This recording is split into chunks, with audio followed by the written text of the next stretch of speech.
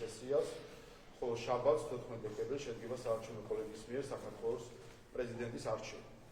განვლილი 2 კვირის განმავლობაში ჩვენ ნახეთ საპროტესტო აქცია, რომლის ეპიცენტრიც იყო აქ პარლამენტის სასახლის გარშემო და რომელიც სამწუხაროდ ყოველდღიურად იღებდა ძალადობრივ ხასიათს. ბუნებრივია ჩვენ ნახეთ მშვიდობიანი დემონსტრანტებიც, რომლებიც აქ დგომით გამოხატავდნენ თავის პროტესტს თუ სოლიდარობას, თუმცა ნახეთ უკიდურესად აგრესიული ჯგუფებიც, რომლებმაც მთლიან აქციას მისცეს ძალადობრივი ხასიათი. კიდევ ერთხელ მინდა მადლობა გადაუხადო საპოლიციო ძალებს, რომლებმაც საკუთარი ჯანმრთელობის რისკის ფასად უდიდესი ძალისხმევა გასწიეს ძალადობის შესაჩერებლად და მარცხესრიგის აღსადგენად. ძალადობრივი ჯგუფებისგან ინიცირებულ და გამოწვეულ შეტაკებებს არაერთი დაზარალებული ჰყავს. მინდა თითოეულ მათგანს უსურვო ჯანმრთელობა. რაც თავარია, მინდა კიდევ ერთხელ როგორც წინა დღეებში გავაკეთო მოწოდება, რომ შეწყდეს ძალადობა, შეწყდეს აგრესია და პოლიტიკური პროცესი დაბრუნდეს სამართლებრივ კალაპოტში. პროცესი უნდა დაბრუნდეს საჯარო სივრცეში, პარლამენტის კედლებში, სატელევიზიო სტუდიებში და თუნდაც ქუჩაში, როგორც შესაბამისი ფორმით, რომელიც არ გამოიწვევს არეულობას. საზოგადოება დაიღალა და ჩვენ ხედავთ ამას. ჩვენ ვართ უმრავლესობის მიერ არჩეული ხელისუფლება, მაგრამ გვესმის ყველას ხმა. ხელისუფლებას დღევანდელ დღეს გააჩნია უმთავრესი ვალდებულება უზრუნველყოს წესრიგი და არ დაუშვას არეულობა და რაიმე უმართავი პროცესი. ამ მიმართულებით კომპრომისი ვერ იქნება. გადატრიალების თუ სხვა რევოლუციური იდეებით შეპყრობილ პოლიტიკურ აქტივისტებთან ანგარიშის გაწევას ბუნებრივია არ ვაპირებთ. ჩემი მიმართვა ეხება საზოგადოების იმ ნაწილს, რომელიც სტიქიურად გამოხატავს პროტესტს, მიუხედავად იმისა, რომ დემონსტრაციას არ აქვს ტრიბუნა, არ გვესმის მოთხოვნები. სწორედ ამიტომ ვფიქრობ, რომ მთავარი მუხტი, რითაც მიმდინარე პროტესტი იკვებება, არის ჩატარებულ არჩევნებზე განცდილი მარცხი, როდესაც ამორჩევლის ნაწილმა მხარი დაუჭირა ოპოზიციურ პარტიებს, მაგრამ ქართულმა ოცნებამ შეძლო ამორჩევლის სრული უმრავლესობის დარწმუნება, გამოეცხადებინა მისთვის ნდობა და დამაჯერებელი გამარჯვება მოიპოვა. სწორედ ეს იმედგაცრუებაა ის მუხტი, რაც მიმდინარე პროცესს ასაზრდოებს. ჩვენ ეს გვესმის, თუმცა დროა პროცესი დაბრუნდეს იმ კალაპოტში, რასაც ვკარნახობს საჯარო პოლიტიკის ფორმალური შინაარსი. არჩევნები არის ერთადერთი გზა, რომელიც განსაზღვრავს პოლიტიკურ შედეგს და ეს ყველამ უნდა აღიაროს. თუ ვინმეს აქვს განსხვავებული პოზიცია, ჯობს ღიად დააფიქსიროს და შესაბამისი პასუხიც მიიღოს. რაც შეეხება ევროინტეგრაციას, გზას, რომელზეც 12 წლის განმავლობაში სწორედ ქართული ოცნების ძალისხმევით ყველაზე შორს ვართ წასულები, ვიდრე ამას რომელიმე პოლიტიკური ძალა შეძლებს. ჩვენ ამ გზას ვაგრძელებთ თანმიმდევრულად, მეთოდურად, დროში გაწერილად და გეგმაზომიერად. თუ რამეს მივახციეთ ამ მიმართულებით, სწორედ იმიტომ მივახციეთ, რომ გონივრულად, დაფიქრებად და სიბრძნით წავმართეთ პროცესი. ამიტომ ენდო ამორჩეველი ევროკავშირში ინტეგრაციის ჩვენს მიერ შეთავაზებულ გზას და ამიტომ გაგვიტოვა ქვეყნის მართვის მანდატი. გამოცხადებულ დობას კი სამართლებრივ სახელმწიფოში ყველამ უნდა სცეს პატივი. დემოკრატიისა და ერთიან საზოგადოებაში თანაცხოვრების წესი ასეთია. ყველაფერთან ერთად ერთ-ერთი მნიშვნელოვანი სვეტი, რაზეც საზოგადოების თანხმობა და ემპათია დგას, სოლიდარობა. კარგია, რომ ვიხილეთ მედიის წარმომადგენლებისგან ერთმანეთის მიმართ სოლიდარობის მაგალითი, განსაკუთრებით კი მაუწყებლის ოპერატორის მიმართ გამოხატული აგრესიის შემთხვევაზე. ეს მაგალითი უნდა დარჩეს როგორც სახელმძღვანელო, რათა მომავალში ასეთი სოლიდარობა არ განირჩეოდეს პოლიტიკური თუ კონკრეტულ მედია საშუალებასთან კუთვნილების ნიშნით. შერჩევითი არც მარცხაჯულება ამართებული და არც სოლიდარობა. მნიშვნელოვანია სწორედ სოლიდარობის მაგალითის წახალისება და შექება და არა იმ სრულიად ფარისეულური პროცესის წაყრუება, როდესაც მედია ექსტრემისტებად ქცეული ფსევდო ჟურნალისტები თავიანთი კოლეგების დასახვრეთ ციებს აქვეყნებენ. პროსკრიფციების გამოქვეყნებით წარმართული ბრძოლა ცალსახადაა დასაგმელი. სწორედ ამიტომ ჩემი მოწოდება კიდევ ერთხელ შეწყდეს ძალადობა და აგრესია, პროცესი დაუბრუნდეს პოლიტიკური ცხოვრების კალაპოტს, არჩევნები ახალი დასრულებულია, პოლიტიკური ველი გადატვირთულია, ადამიანებმა თავისინება გამოხატეს თავისუფლად და შედეგით სამართლიანად დადგა. ეს მოცემულობა უნდა მიიღოს ყველამ, როგორც ქვეყნის შიგნით, ასევე ქვეყნის გარეთ. ძალადობრივი აქციები უნდა დასრულდეს, მშვიდობიანად გამოხატული პროტესტი უნდა დაუბრუნდეს პოლიტიკური განვითარების კალაპოტს. ჩვენ ბუნებრივია მივესალმებით პროცესის სწორედ ამგვარ განვითარებას. დემონსტრანტებიც და პოლიტიკური ძალებიც მეტი პასუხისმგებლობით უნდა მოეკიდონ ჩვენს ქვეყანას, გაიხედონ მომავლისკენ და მოემზადონ ამ უჩვეულთან უკეთესი კომუნიკაციისთვის. Დაბოლოს მინდა გავამხნევო მთელი მოსახლეობა, პირველ რიგში ჩვენი ქართული ოცნების ხარდამჭერები და ამომრჩევლები, 1,100,000 ადამიანი, რომ ყველაფერი იქნება კარგად. არავითარი ქაოსი, არეულობა თუ დღის წესრიგის შეცვლა არ მოხდება. თქვენ მოგვანიჭეთ მანდატი, რომელსაც უდიდესი პასუხისმგებლობით ვეკიდებთ.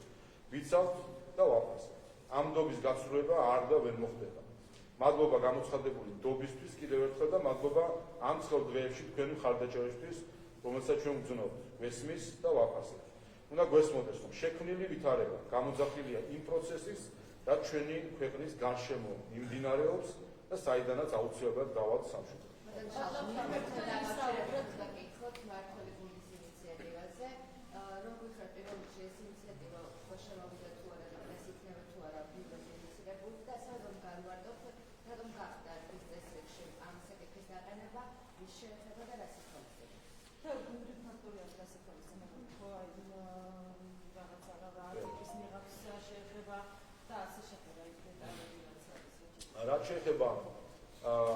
რაც შეეხება ასე ვთქვათ სახის დაფარვას და რომელიც თავარი იდეა არის რაში პრომოციების ვთქვათ მიღების აღზარდისა არის ის რომ უპირველეს ყოვლისა ჩვენ გახსოვთ და ამ საზოგადოებაში გავიზარდოთ ყველა გვინახავთ ბევრი დემონსტრაცია და მიტინგი და როდესაც შენიღული იყვნენ დემონსტრანტები ეს ყოველთვის იწევდა კითხვის ნიშნებს თუ რა мотивация არის ხოლმე ასეთი ადამიანების უკან და ასეც არის ყველგან. ასეთი რეგულაციების მოქმედებს უმეტეს ქვეყნებში, როგორც ევროკავშირის, ასევე ამერიკის შეერთებულ შტატებში მოქმედებს ეს წესები, რომლის იდეაც მარტივი არის, რომ უნდა იყოს შესაძლებელი ადამიანების იდენტიფიცირება და ერთის მხრივ და მეორეს მხრივ, როდესაც ადამიანი არის შენიღული და ის გრძნობს, რომ ის იდენტიფიცირება არის გართულებული, ის რა თქმა უნდა უფრო თამამი არის კანონმდებლობაში და თამამი არის აგრესიაში. ასე რომ ჩვენ მივყვებით იმ საუკეთესო პრაქტიკას, რომელიც არსებობს ევროპაში, ავიღებთ ყველაზე მსუბუქ რეგულაციებს. ევროკავშირში ამ მხრივ არის რეგულაციები ზოგ ქვეყანაში, როდესაც მთლიანად ზოგადად საჯარო სივრცეში აკრძალული არის სახის დაფარვა. ჩვენ მივყვებით უფრო მსუბუქ რეგულაციას იმ ქვეყნებისა, სადაც ასეთი შეზღუდვები მოქმედებს მხოლოდ შეკრებების დროს. ასე რომ მთავარი იდეა სწორედ ამაში მდგომარეობს, კიდევ ერთხელ ევროკავშირის ქვეყნებში მოქმედ საუკეთესო პრაქტიკას და ყველაზე მსუბუქ რეგულაციებს მივყვებით. რაც შეეხება ტექნიკურად ამის მოწესრიგების საკითხს, ჩვენ მიმდინარე კვირაში განვიხილავთ მათ შორის პიროტექნიკის ასე ვთქვათ რეგულაციის საკითხებს, როგორც მისი შემოტანა, რეალიზაციის საკითხებს, სადაც დიდი ხანია მიდიოდა საუბარი, მათ შორის წინამორბედს პარლამენტში და ამ მოვლენებმა გვაჩვენა, თუ რამდენად მნიშვნელოვანი არის, რომ ეს სფერო იყოს მოწესრიგებული. სხვათა შორის ამაზე საუბრობდნენ გახსოვდნენ გასულ წლებში ადამიანები, რომლებიც სწუხდნენ ასე ვთქვათ ფრინველებზე თუ ცხოველებზე, გახსოვთ ახალწელს მოგვიწოდებდნენ, რომ არ ყოფილიყო პიროტექნიკის გამოყენება იმისთვის, რომ გავფრთხილებოდით ფრინველებს. როგორც ჩანს, ეს ბოლო ერთი კვირა არის ის ადამიანები, ვინც ამას მოუწოდებდნენ, ის NGO წარმომადგენლები თუ ცხოვრებების და წარმომადგენლები, როგორც ჩანს, მათთვის ამ შემთხვევაში რუსთაველზე გულდახეთქილი ჩიტები ნაკლებად მნიშვნელოვანი აღმოჩნდა, იმდენად მაღალ მატერიებს ემსახურებიან ალბათ თავისი წარმოდგენა. ყოველ შემთხვევაში ეს რეგულაციები დიდი ხანია განსხვავებული იყო პარლამენტში და ამ მოვლენებად გვაჩვენა, რომ მნიშვნელოვანი არის ვიმოქმედოთ სწრაფად, როგორც პიროტექნიკის რეგულაციის საკითხებში, ისევე საჯარო შეკრებების დროს შენიღბვის აკრძალვაში. საკანონმდებლო ინიციატივა არის რაც შეეხება პიროტექნიკას და იმ საკანონმდებლო პაკეტში გათვალისწინებული იქნება უკვე საკონდენტო განხილვების დროს დაემატება ეს საკითხი.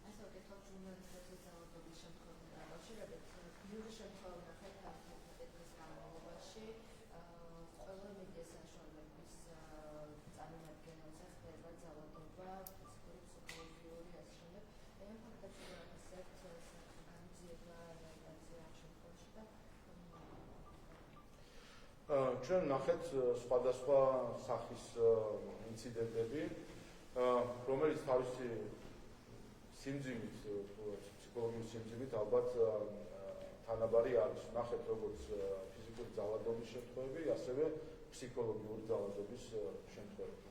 ნახეთ აგრესიული მოძალადე დემონსტრანტებისგან ალყა შემოქმნილი ჟურნალისტები, რომელზეც მიდიოდა ფსიქოლოგიური ძალადობა. ნახეთ და მე ვახსენე კიდევაც ბუში იმ დროს, როდესაც ჟურნალისტები ერთმანეთის სოლიდარობის აქციას მართავდნენ, ზუსტად იმ დროს, როცა ეს აქცია იმართებოდა, ერთ-ერთი მედიის ექსტრემისტმა ჟურნალისტმა გამოაქვეყნა დასაყრდენი ჟურნალისტების სია. ნახეთ თქვენ იმედი ჟურნალისტების სია, რომელიც დადო ადამიანმა. ეს ჩვეულებრივი ბოლშევიზმი არის, რომელიც 100 წლის თავზე კვლავ გვეწვია ასეთი ჯგუფების სახით და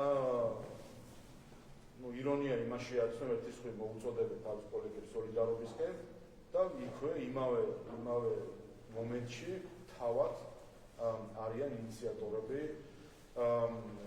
ფსიქოლოგიური ძალადობისა ადამიანებზე და ჟურნალისტებზე. რაც შეეხება ფიზიკური ძალადობის შემთხვევებს, ჩვენ ნახეთ რამდენიმე ასეთი მომენტი, განსაკუთრებით ძიმე იყო გუშინ წინ მომხდარი ფაქტი და ყველა ამ საკითხზე ეს ყველა საკითხი გამოძიებული იქნება დამნაშავების შესამცირ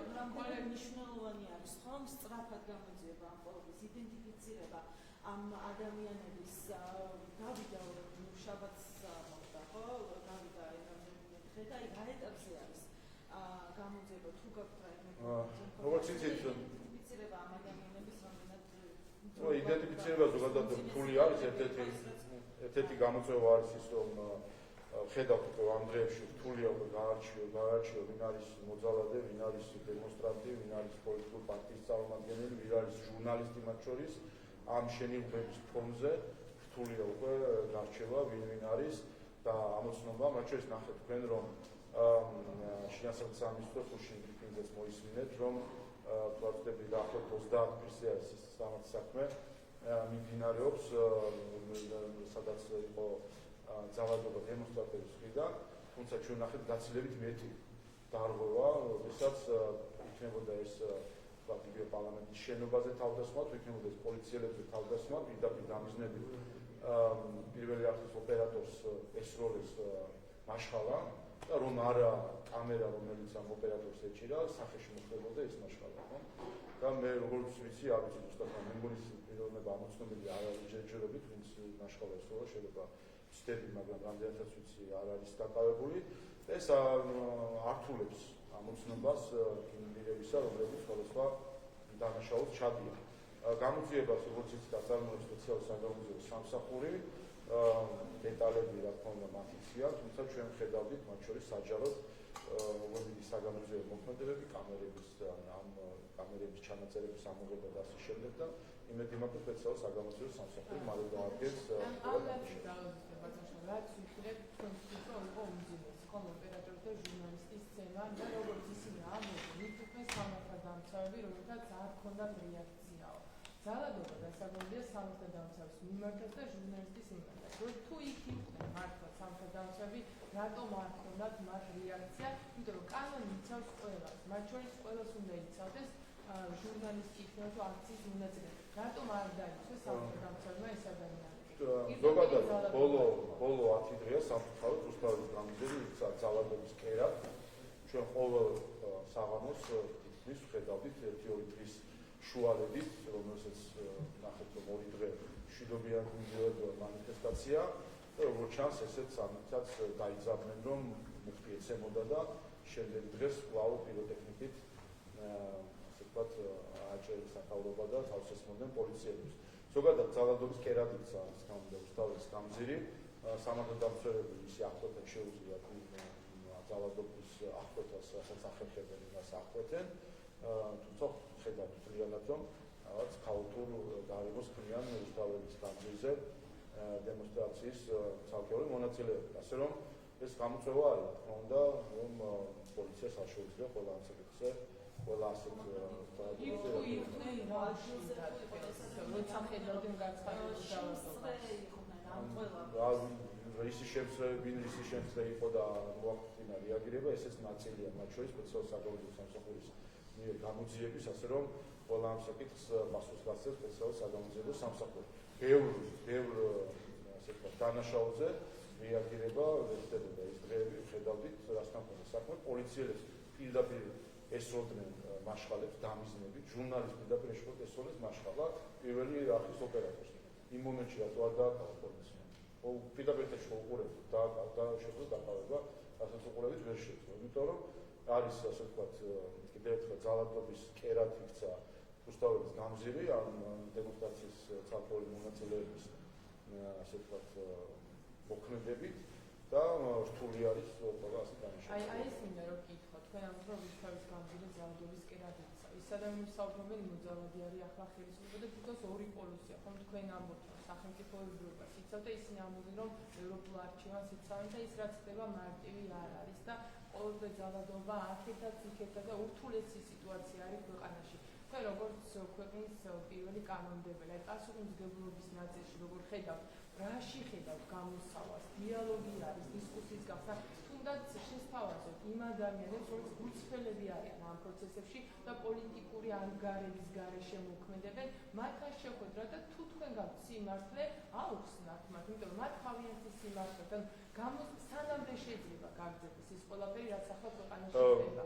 გულწრფელი მოძალადეები არ არსებობენ, როდესაც მაშხალას ესური ოპერატორს, როდესაც მაშხალას ესური პოლიციელს და პოლიციელზე თავდასხმა არის უფრო მძიმე დანაშაული და განსაკუთრებულად დაცული არიან პოლიციელები, როგორც კანონმდებლობით და როდესაც პირდაპირ დამიზნებით საარტილერიო ცეცხლს უხსნით პოლიციას, რასაც პარლამენტის უკან პირდაპირ ეთერში ვაკვირდებოდა. ამას რა თქმა უნდა არაფერი არ აქვს კავშირი არც ევროპასთან, არც გულწრფელობასთან, არც ქართველობასთან, საერთოდ ადამიანურ ღირებულებებთან. ეს ერთი. მეორე, როდესაც საუბარი არის ხოლმე, რამდენად ძალადობრივი იყო თავად აქცია. და სამწუხაროდ აქაც სახალხო დამცველის განცხადებები ფიქრობ აცდენილია რეალობას იმ მხრივ, რომ მშვიდობიან მოიხსენებს აქციას, როდესაც კიდევ თავს ესხმიან პოლიციელებს.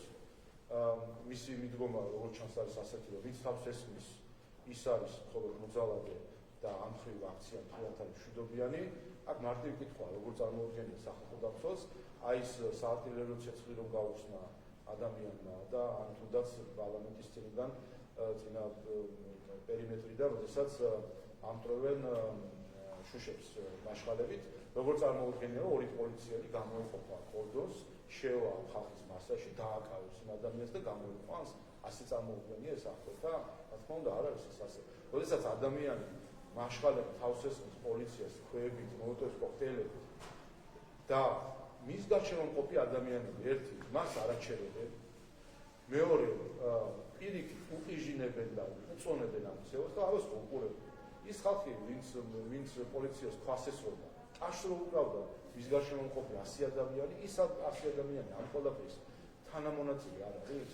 რა თქმა უნდა, ეს არის ზუსტად ის მომენტი, როდესაც თავად აქცია იქცევა უკვე სრულად ძალადობრივ აქციად, რომლის აღკვეთაც არის პოლიციის ვალდებულება, მათ შორის თავად ამ აქციის მონაწილეების დაცვის მიზნით. და ჩვენ ხედავდით, რომ ამ მაშხალებით ერთმანეთს დააზიანეს აქციის მონაწილეებმა, ნახეთ, კარებს ვერ ეჯაჭვუნებოდა პარლამენტის ერთ-ერთი წევრი, ერთ-ერთი მონაწილე აქციის პარლამენტის კარებს ვერ ეჯაჭვუნებოდა, რკინის დეტალი რომ ჩამოვარდა და თავში მოხვდა ამ ადამიანს. მათ შორის მათი დაცვისთვის არის მნიშვნელოვანი, რომ ესეთი ძალადობრივი აქციები შეწყდეს. ამიტომ პოლიციას და სახელმწიფო არის ერთადერთი, ვისაც აქვს ლეგიტიმური უფლება ძალის გამოყენების იმისთვის, რომ აღკვეთოს დანაშაული. და პოლიცია იმ მომენტში, როდესაც აქცია იქცეოდა ძალადობრივად, ამ ძალას იხებოდა. რაც შეეხება დემონსტრანტებს, არ არის არც ერთ ამ დემონსტრაციის წევრს, რამდენი 1000-იც არ უნდა იყოს, არც ერთს არ აქვს უფლება გამოიყენოს ძალა. ნებისმიერი აქტი ძალის გამოყენებისა აქციის მხრიდან არის ძალადობა, აქციის მონაწილეობა არის ძალადობა. და აქ წერტილი არანაირად გაუბრაზდი, იმედ გაცვლებული ვარ, ემოციური ვარ და ამის გამო თქვა უნდა ესწავლო პოლიციას. ესეთი არანაირი ამ გამართლება არ არსებობს. ამას არაფერი კავშირი არ აქვს უპირველეს ყოვლისა ქართულ წესებთან. თავი რომ დავავნებოთ იმ ფსევდოევროპულობას, რომელსაც იბრალებს ზოგიერთი ეს აგრესიული მონაწილე ამ აქციისა. ამოსავალი არის მარტო. ჩვენ გქონდა არჩევნები, სადაც მოსახლეობამ გამოხატა თავისი ნება, მათ შორის გამოხატა თავისი ნება იმაზე, თუ როგორ უნდა იმართოს ეს ქვეყანა, როგორ უნდა იყოს ჩვენი ევროინტეგრაციის პროცესი და ასე შემდეგ. ამ ყველაფერზე გამოხატა თავისი ნება, მოსახლეობის 54%-მა მხარი დაუჭირა ხალხურ ოცნებას, გარკვეულმა ნაწილმა მხარი დაუჭირა ოპოზიციას. ამ ხრივ, ასე ვთქვათ, ქართულმა ხალხმა გამოხატა თავისი პრეფერენციები რა არის, გადაანაწილა პოლიტიკური წონა, ყველა ნება უნდა იღებოს და დაემორჩილოს ქართული ხალხის არჩევას. მათ აქვთ მანდატები, შეუძლიათ პარლამენტში შემოვიდნენ და იმუშაონ. ერთი და მას უნდა მოუწოდონ უპირველეს ყოვლისა ამ ადამიანებმა საკუთარ შეუძლებს. ამ დღეებში აქციებს ვისაც ხედავ, მათ საკუთარ არჩეულ პარტიებს, ოპოზიციურ პარტიებს უნდა მოუწოდონ, რომ პოლიტიკური მანდატი მიიღონ, რომელიც მათ მისცემს და შეასრულონ ეს. ქართულ ოცნებასთან მათ არაფერი ამ ხრივ გასაყოფითო სასაუბრო არ არის. საკუთარ შეუძლებს უნდა მიმართონ და უთხრან, რომ ის მანდატი, რომელიც მიანიჭეს, ეს მანდატი განახორციელოს. ეს არის დემოკრატია. ის რომ თუ ვინმე არის ახლა ფრუსტრირებული, იმედგაცრუებული, რომ მისი რჩეული პარტია დაბაწყდა ამ არჩევნებზე, რას ვუძახ, დემოკრატია ასეთია და ასე უნდა მივიღოს. ბატონშავა, თქვენ ვისაუბრეთ მიკროფონის დასაწყისში, რომ პარლამენტი უბრუნდება მშრალ რიტმში მუშაობას და ყოველდღიურად დასრულდება ეს სესია. ეხლა საუბრობთ იმასთან დაკავშირებით, რომ საზოგადოებამ არჩევანი გააკეთა და ყველა ლოგიკური არის, რომ დაემორჩილოს ამ შედეგებს. თქვენი ოპონენტები კი ამბობენ, რომ ახლა მათთვის თავარი არის ის, რომ არ მოხდეს ლეგიტიმაცია ამ შედეგების 20 იანვრამდე, იქამდე ვიდრე მოხდება ამერიკის შეერთებულ შტატებში ახალი პრეზიდენტის ინაუგურაცია, მაგალითად გახარიას. ინტერვიუ იყო ისაც პირდაპირ ამბობს, რომ აი 20 იანვრამდე უნდა მოისწროს ის, რომ აქ პროცესები გარკვეულწილად დაიწყეს იმასთან დაკავშირებით, რომ საბოლოოდ არ მოხდეს აღიარება ამ შედეგების. თქვენ როგორც პარლამენტის თავმჯდომარე გახარიალის მოწინააღმდეგე ვარიანტი და არის შედეგებით პარლამენტის წევრიც პარტია. როგორ ხედავთ ახლა ოპოზიციის სამომავლო გეგმებს? რაც შეეხება 20 იანვარს, როცა აბავს ზოგიერთი ოპონენტი, ეს კიდევ ერთხელ აჩვენებს, რომ მათი მზერა მიმართული არის გარეთ და არა საკუთარი ხალხი სად მიიღო. 26 ოქტომბერი იყო ის დღე, რომელთვისაც უნდა იზრუნათ, რომ მიიღოთ ხალხის მხარდაჭერა და მიიღეს ის მხარდაჭერა, რაც მიიღეს. ამას თავადაც აღიარებდა ყველა ამ პარტიას, თავად აქვს დასახელებული ის რიცხვი ამორჩევლისა, ხმებისა, რაც მათ მიიღეს. როგორც გახარიას პარტიას აქვს დასახელებული აღიარებული ის რიცხვი, რაც მათ მიიღეს ამორჩევლებისა, 70,000 ვარცხნები, ასევე ლელოს და სხვა პარტიებს, ხო? ასე რომ ეს არის დემოკრატია, ასე მოქმედებს. კაპრიზები არ არის დემოკრატიის ნაწილი. გავიგე, ყველას უნდა იყოს გამარჯვებული, მაგრამ დემოკრატია ასე არის, რომ ხალხი წვდის, ვინ არის გამარჯვებული და ხალხმა ეს გადაწყვეტა. ყველა ამას უნდა შეეგუოს. სხვა გამოსავალი არ არსებობს. კონსტიტუციის მიღმა ვერ დადგება ვერავინ და დემოკრატიული პროცესის მიღმა ვერანი ვერ მიიღებს საქართველოში ძალაუფლებას. წერტი საქართველოში არ იქნება 90-იანი წლების პუტჩები თუ უკრაინაში მომხდარი მაიდანის მსგავსი პროცესები. წერტი საქართველო არის დემოკრატიული ქვეყანა, სადაც ხელისუფლება არჩევა დემოკრატიული წესით. 26 ოქტომბერს ხალხმა არჩევანი გააკეთა და ყველამ უნდა პატივისცეს ხალხს. რას ველოდებით ახლა ჩვენ სინამდვილეში ჩვენ ხო ეს წინასწარ ვიცოდეთ. ეს ყველაფერი წინასწარ გვაქვს ნათქვამი დიდი ხნით ადრე. ჯერ კიდევ გაზაფხულში ჩვენ ვამბობდით, რომ მათ შორის უცხოელებსაც ეუბნებოდით ამას, რომ ოპოზიცია ამ არჩევნების შედეგს არ აღიარებს და ასრულდა ეს ყველაფერი. ჩვენ ვიცოდით, რომ ქალბატონი სალომე არ დანიშნავდა პარლამენტის ხდომას, არ მოვიდა ხდომაზე, ამისთვის რეგლამენტში ცვლილებას კი შევიტანეთ, რომ მისი მოუსწრობის შემთხვევაში პირდაპირ უხუცესი წევრი ხსნის ხდომას. ეს ჩავწერეთ ივნისში თუ მაისში რეგლამენტში. რატო? იმიტომ რომ ვიცოდით, რაც მოხდებოდა წინასწარ. ყველაფერი მიდის იმ სცენარით, რომელიც დიდი ხანია იყო ცნობილი იყო ჩვენთვის და რა თქმა უნდა, ამის შედეგიც წინასწარ არის ჩვენთვის ცნობილი, როგორც წარუმატებელი იყო ისინი 2020 წელს ხალხისთვის არჩევანის წარქმნაში, ასევე წარუმატებელი იქნებიან 2024-შიც ხალხისთვის არჩევანის წარქმნაში.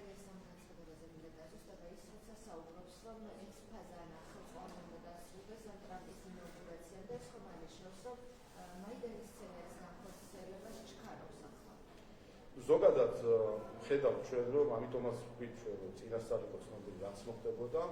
მათ შორის თქვენ ნახეთ სცენარი, რომელიც მაკეინის ინსტიტუტის მიერ იქნა შედგენილი.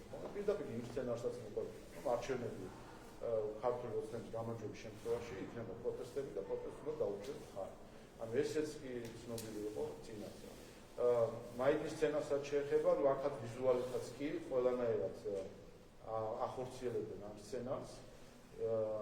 ჩვენ ნახეთ, რომ ნაძვისხეს კი ისე დეკორირება გაუკეთეს, ისე როგორც ეს მაიდანზე გააკეთეს. ნუ ფანტაზიაც კი ამასაც კი არ მალავენ, ასე ვთქვათ და რაიმე ახალსაც კი არ იგონებენ. ყველაფერი ახლა დაქორწინებული წყვილის მისვლა, ნაძვისხის დეკორირება, სხვანაირად საპროტესტო პლაკატები და ასე შემდეგ, ყველაფერს ერთ-ერთში მიყვებიან მაიდის სცენარს. იმდენად რომ არასერიოზულიც კი არის, იმდენად ასე ვთქვათ გახებული არის მათი საჯარო ჩანს მათი ნაბიჯები აქვს.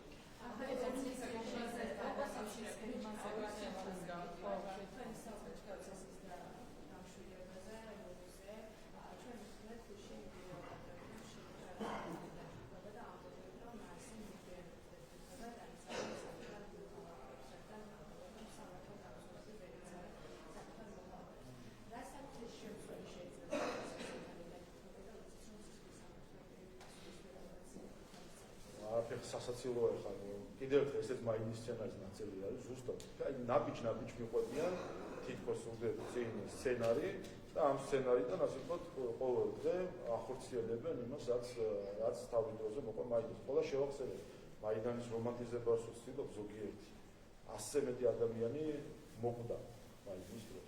აი ეს უნდა საბოლოო ჯამში აკეთებინათ ეს პროცესები, როდესაც რომანტიზებას ახდენენ ისეთი პოლიტიკური პროცესისა, რაც სინამდვილეში გულისხმობდა არეულობას. ასე რომ სასაცილოა ხა რამდენიმე მიღბიანი ადამიანი დაждდა და იმუქრება რაღაცებს. ამას ჩვენი შინაარსი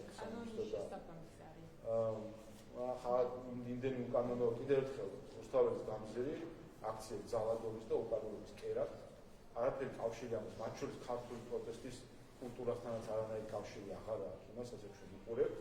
გამოვლილი გვაქვს ბევრი რამე, ერთადერთი რასთან პარალელურად შეიძლება გავაუბროთ ჩვენი წარსული, ეს არის 90-იანი წლების პუტჩი, აი ამას კი გავს ავტომატურად ჩაანაცვლის მაშხალებით და სცენა და კადრები იგივე აქვს, ხო?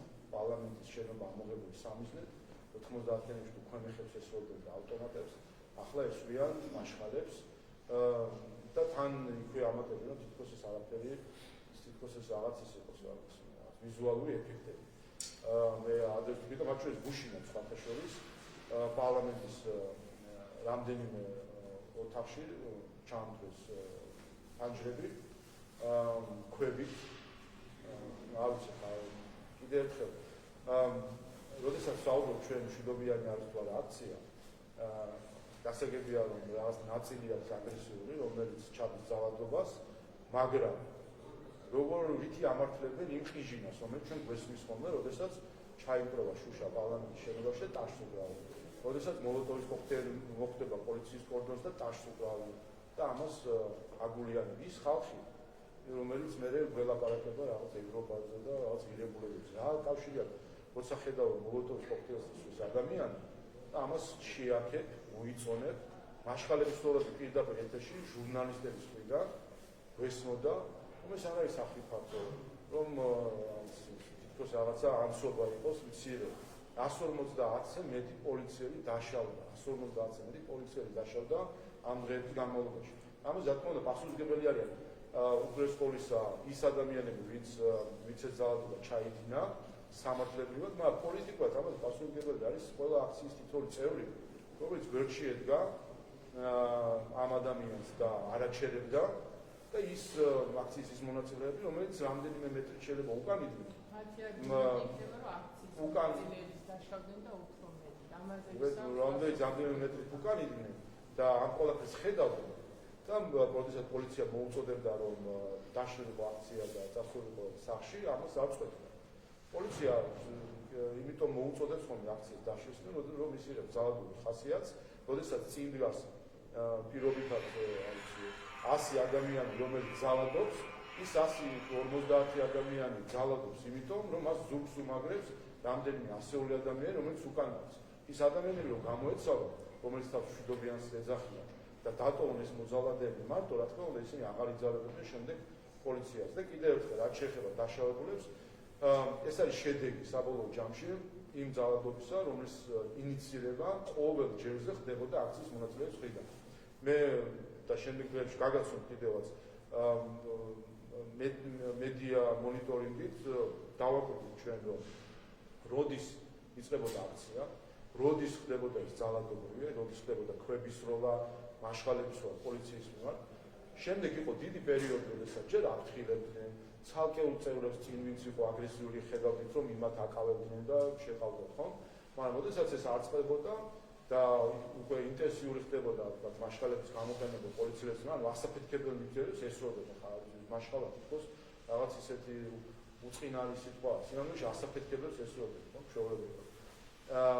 როდესაც ეს უკვე ხდებოდა ინტენსიური, ხდებოდა ლოკალურად სპეციალური საშუალებების გამოყენება, თან ალბათ ამაზე წინასწარ გაფრთხილება იყო, რომ შეწყვიტეთ ასაფეთქებლების გამოყენება ქვებისროლა, თუ არა გამოიყენეთ სპეციალურ საშუალებას, როცა არ წყდებოდა და ყიჟინა იყო და მთელი აქცია მიესალმებოდა ამ საარტილერიო ცეცხლს პოლიციელების მიმართ. ამის შემდეგ ლოკალურად ხდებოდა გამოყენება სპეციალურ საშუალებების, როდესაც ესეც არ შველოდა და კიდევ უფრო აგრესიული ხდებოდა, შემდეგ მოუწოდებდა უკვე ეს ამ შუალებები იყო მინიმუმ 1 საათი ხოლმე. შემდეგ მოუწოდებდა უკვე მთლიანად აქციას, რომ მორჩა ხო აგრესიული გახდა მთლიანად აქცია და ძალადობრივი, ამიტომ ხოთ წახვიდეთ სახლში. ამას ქვია შეწყვეტა. და რატომღაც ზოგიერთს გონია, რომ როდესაც ძალადობრივი აქცია არის და მის შეწყვეტას მოუწოდებს პოლიცია, მაინც უნდა დარჩეს. ან უკანონობა უნდა გააგრძელოს. სწორედ ამიტომაც არის შემდეგ პოლიცია იწყებდა აქციის, უკანონო აქციის შეწყვეტას, მათ შორის სპეციალურ საშუალებების გამოყენებით. ამიტომ და რა თქმა უნდა, მე კიდევ ერთხელ ვიტყვი, ძალადობრივი აქციის მართვა არის ერთ-ერთი ურთულესი საპოლიციო ღონისძიება, როდესაც რამდენიმე ასეულ ადამიანთან თუ 1000 ადამიანთან აქვს საქმე პოლიციას, არის ურთულესი საპოლიციო ღონისძიება, რომელიც იმის გამო, რომ უკვე კანონის გაცდენილი აქცია, ასე ვთქვათ, თავად არ იშლება, საჭირო ხდება საპოლიციო ძალით იძულება, რომ დაიშალოს ეს აქცია და რა თქმა უნდა, ხდება საპოლიციო ძალის გამოყენება, სხვა სპეციალურ საშუალებების გამოყენება, აქ არის რისკი იმის, რომ ვიღაცა შემთხვევით დაშავდეს ერთი და მეორე, სადაც ხდება უკვე შემდეგ ძალის გამოყენება, დაკავება ხდება და ასე შემდეგ, რა თქმა უნდა, დაკავების ნაწილში მეც უნდა ჩაკითხო, იყო რამდენიმე ადამიანი, ვისაც რომლებიც ამბობდნენ, რომ მაშინ რაც მანქანაში მოგვათავს ეს დაკავების შემდეგ, სწორედ იქ ცემდნენ. ეს უკვე განმდარღება არის, როცა დააპატიმრეს, მოკავდა და იქ ცემდნენ. თუ ასეთი ფაქტები იყო და როგორც თავად ამბობდნენ, იყვნენ, აი ამაზე სახელმწიფოს უნდა ჰქონდეს რეაგირება, რომ არ შეიძლება ძალადობა, ესე წარმოშობს ძალადობას და ამას აკეთებდა წინარეში, როცა ცემდნენ ადამიანს როგორც უნდა. ყველაფერს აი აქ იქნება რომ კაცრი პასუხი. ეს ცემდა ადამიანს. თავისთავად ნებისმიერ კანონმდებლობაში ყველაფერს შეიძლება მტკიცებულება. ვიღაცა ამბობს, ეს ამბობზე არ არის. მათ შორის მოვისმინეთ რაღაც ზღაპრული მონათხრობები, თითქოს ვიღაცას იქ არის მოპრობასთან დაკავშირებით. გასაგებია, რომ ერთია რომ ამბობენ, მაგრამ მტკიცებულება რჩება ამ ყველაფერს. ყველა ასეთ საკითხს სპეციალურ საგამოძიებო სამსახური ყველა ამ საკითხს ძიებს, იქ სადაც იქნება მტკიცებულებები, რომ არის გადაწყვეტა დანაშაული, იქნება შესაბამისი რეაგირება. თუმცა ასეც არ არის, რომ ეხლა ვიღაცის მონათხრობზე და ამბობზე იყოს ყველაფერი, ხო? და დაზიანებების შესაძლებლობა. რა თქმა უნდა, როდესაც ხდებოდა აქციების მონაწილეების დაკავება, ვაკვირდებოდით კიდევაც პირდაპირ ყველაზე ამას თავისი დადებით და უარყოფით მხარებიც აქვს, უარყოფით იმ ხელს, რომ რა თქმა უნდა ფსიქოლოგიურად მოქმედებს ადამიანებზე, რომლებიც ამ ყველაფერს პირდაპირ შეუყურებენ განსაკუთრებით არასრულწლოვანებზე. თუმცა ამავე დროს პირდაპირ ერთ-ერთ სამშის უპირატესობა ყველა არქივს თუ არ ვიცი ისეთი აპარატურა ჩანდა რუსთაველის მოედანზე, მე მგონი ფილმებს იღებდა ზოგიერთი ისეთი აპარატურა ხდებოდა ამ ყველაფრის გადაღება და მათ შორის ზოგიერთი როგორ პოზიორობდა სხვადასხვა სცენების დადგმის მხრივ, ამასაც ვხედავდი. მაგრამ უპირატესობა ისე ყველაფერს თითოეული წუთი, კადრი, ყველა კუთხიდან ნანახი, ხო? და ვხედავდით რომ მაგალითად, როდესაც კიდევ ერთხელ პოლიცია, როდესაც იყენებს სპეციალურ საშუალებებს და მათ შორის უკანონო აქციას შლის, აქ ერთადერთი როგორც უნდა მოიქცეს კანონმორჩილი მოქალაქე არის, რომ როცა პოლიცია ამბობს, რომ რაღაც არის ძალადობრივი აქცია, უნდა გაეცალონ აქციას. წერტილი ეს არის კანონმორჩილება, როგორ წარმოუდგენია. მშვიდობიანი აქცია არის დაცული. ძალადობრივი აქცია არ არის გამოხატვის თავისუფლების დაცული. ასე არის ჩვენი კანონმდებლობა და ჩვენ ხედავდით, რომ დაკავებების დროს წინააღმდეგობის გაწევა ხდებოდა და პოლიციას უწევდა ძალის გამოყენება იმისთვის, რომ დაეკავებინათ მოძალადეები. ამ დროსაც, რა თქმა უნდა, ადამიანი იღებს გარკვეულ დაშავებებს და ზიანს, როდესაც ხდება მისი დაკავება ძალის გამოყენებით. ეს წინააღმდეგობას უწევს პოლიციას. ასე რომ კიდევ ერთხელ, სადაც არის მტკიცებულებები, ყველაფერზე იქნება რეაგირება, უპირველეს ყოვლისა ჩვენ უბრალოდ არ უნდა ავრიოთ ერთმანეთში თანმიმდევრობა. აქციის მოძალადე წევრები ნახეთ უამრავი, რომლებიც ქვებს, მოლოტოვის კოქტეილებს, ასაფეთქებელ ნივთიერებებს ესროდა პოლიციას, ნახეთ მათ შორის ერთი მონაწილე დამით შეიარაღებული, რომელიც პოლიციას ესმოდა თავს და მხოლოდ 30 ადამიანი არის იდენტიფიცირებული. მიუხედავად იმისა, რომ ხედავდით რამდენიმე ასეულს, რომელიც ასეთი აგრესიული იყო, რთული არის იდენტიფიცირება, მათ შორის იმის გამო, რომ ნახეთ კამერები დაამტვრიეს აქციის მონაწილეებმა, რატომ დაამტვრიეს ეს კამერა? რა იგი ამ კამერის დამტვრიეს, რასაც ჩვენთ კამერას, თუ არა ის, რომ მათ სურდათ, რომ არ დაფიქსირებულიყო მათ მიერ დანაშაულის ჩადენა, შემდეგ მათი იდენტიფიცირება და პასუხისმგებაში მიცემა. ასე რომ, რა თქმა უნდა, სადაც იქნება მტკიცებულებები, ყველგან იქნება შესაძლებელი.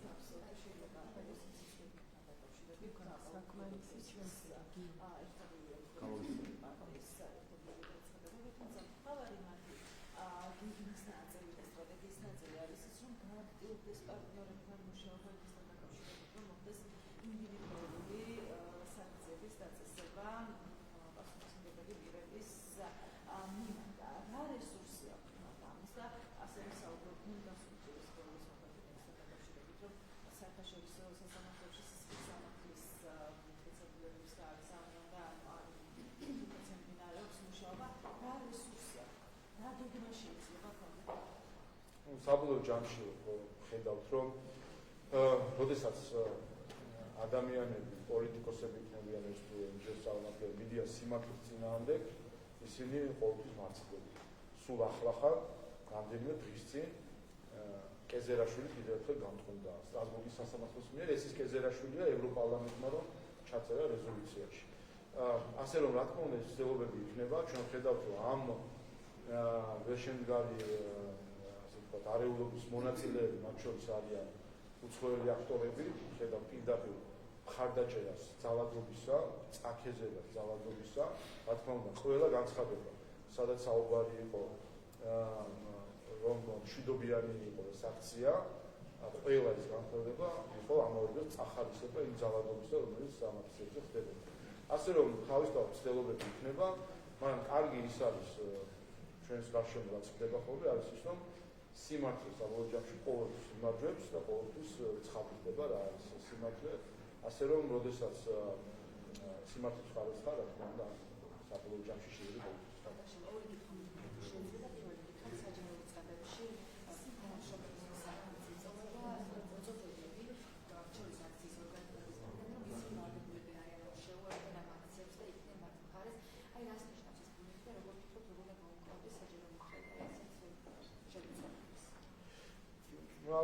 კიდევ ერთხელ გავიმეორებ, რომ ეს არის 100 წლის თავზე გამეორებული ბოლშევიზმი. მაშინაც ბოლშევიზმი 100 წლის წინ ჩვენგან შემოვიდა გარედან, უცხოეთიდან იმპლანტირებული იყო ბოლშევიზმი საქართველოში, ახლა უცხოეთიდან იმპლანტირება ხდება ახალი ბოლშევიზმის ახალი ჯგუფისა რომელიც ზუსტად ამას გულისხმობს დასახლებების სიის შედგენებს, პროსკრიფციებს, სადაც ადამიანი კანონგარეში ცხადდება და მის მიმართ შემდეგ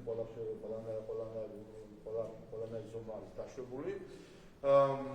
და ამ ხრივ ამ პროცესებმა ამ ხრივაც ვფიქრობ საბოლოო ჯამში კარგი სამსახური გაუწია ჩვენ საზოგადოებას, იმიტომ რომ კიდევ ერთხელ გამოაშკარავდა ის ბოლშევიკური ჯგუფები, რომლებიც საზოგადოებაში გარკვეულ თითქოს ევროპულ ღირებულებებს ამოფარებულები სინამდვილეში თესენ ღვარდს, თესენ ესე ვთქვათ ტრობას, შუბლს, დახლეჩოს ამ საზოგადოებას. ყველა ეს ადამიანი დღეს უკვე ვიცით სახეზე ვინ არიან და რა განსხვავებია მათ სინამდვილეში ქართულ საზოგადოებაში.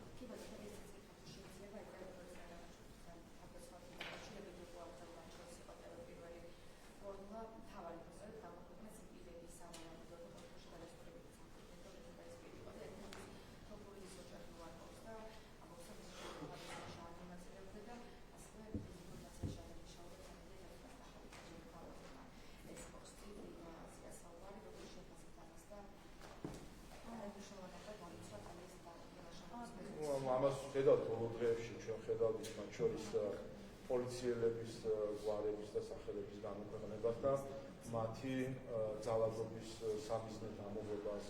ხედავთ არაფერი ახალი ხო არ არის სინამდვილეში. ასეთ ხალხთან გვაქვს საქმე. ეს არის მოცემულობა, რომელსაც ჩვენ უკვე დიდი ხანია ვუყურებთ.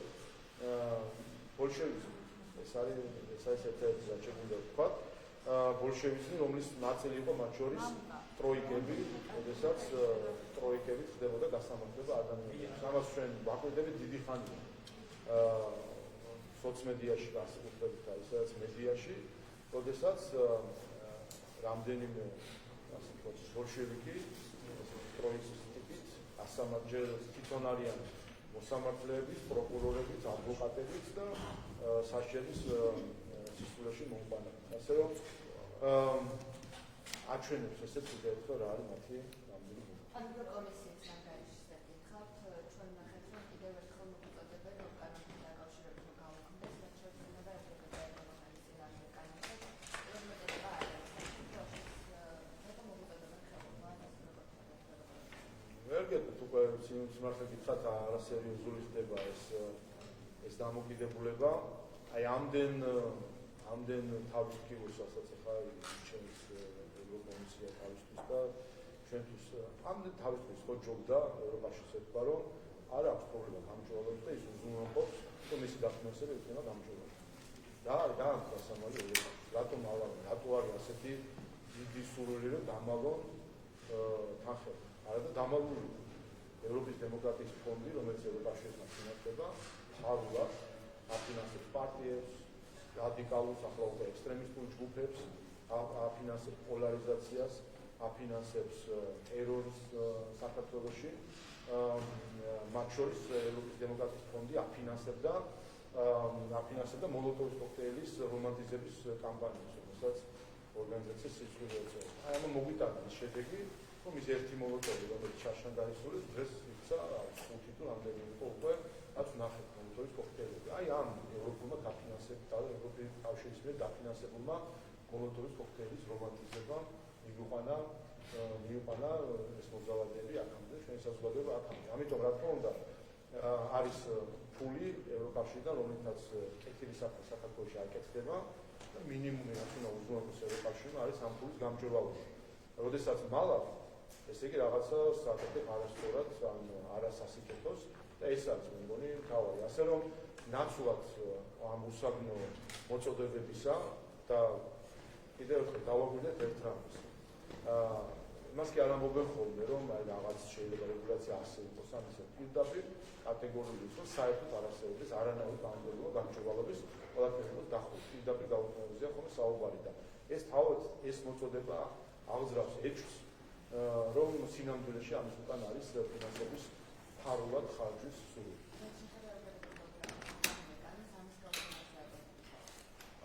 აქ უკვე მოდი ჩვენ მოგელაპარაკებთ და შეელაპარაკონ ამერიკის შეერთებულ შტატებს. ტრამპი იცით რა გეგმითაც და საარჩევნო მიზნებითაც მოვიდა, მათ შორის ამ საკითხთან დაკავშირებით.